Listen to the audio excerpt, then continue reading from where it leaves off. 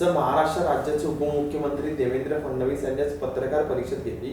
या पत्रकार परिषदेमध्ये त्यांनी असं म्हटलं की मला सरकारमधून मुक्त व्हायचं आहे. तर त्यावर तुमची प्रतिक्रिया काय?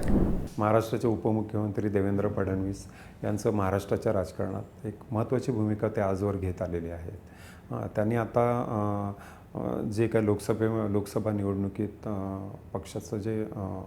पक्षाला जो पराभव पत्करावा लागला त्याची नैतिक जबाबदारी स्वीकारून मंत्रिपदाचा राजीनामा देण्याची त्यांनी तयारी दर्शवलेली आहे.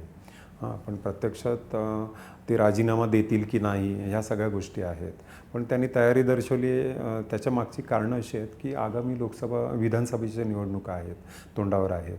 तर त्या निवडणुकीमध्ये पक्ष संघटनेची सगळी सूत्र आपल्या हाती घेऊन पक्षाला म्हणजे भाजपला आणि NDAला एक चांगला विजय मिळवून द्यावा या दृष्टीने त्यांची पुढची पावलं असू शकतात.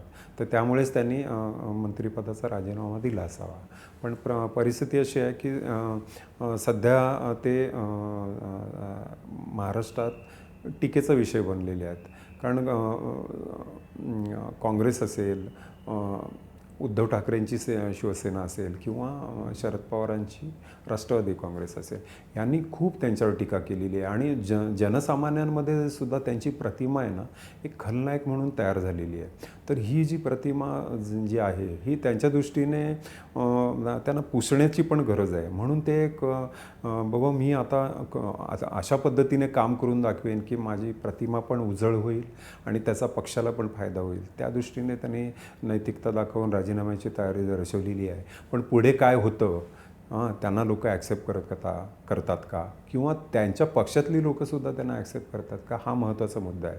तर येणारा काळच सांगेल की हा राजीनामाचा जो त्यांचा निर्णय आहे तो पक्ष स्वीकारतो न स्वीकारतो ह्या सगळ्या घडामोडी पुढच्या आहेत. तर ते पुढे कसं हे होतं आहे त्याच्यावरच सगळं हे पुढचं महाराष्ट्राचं किंवा पर्टिक्युलरली भाजपचं राजकारण ठरणार आहे.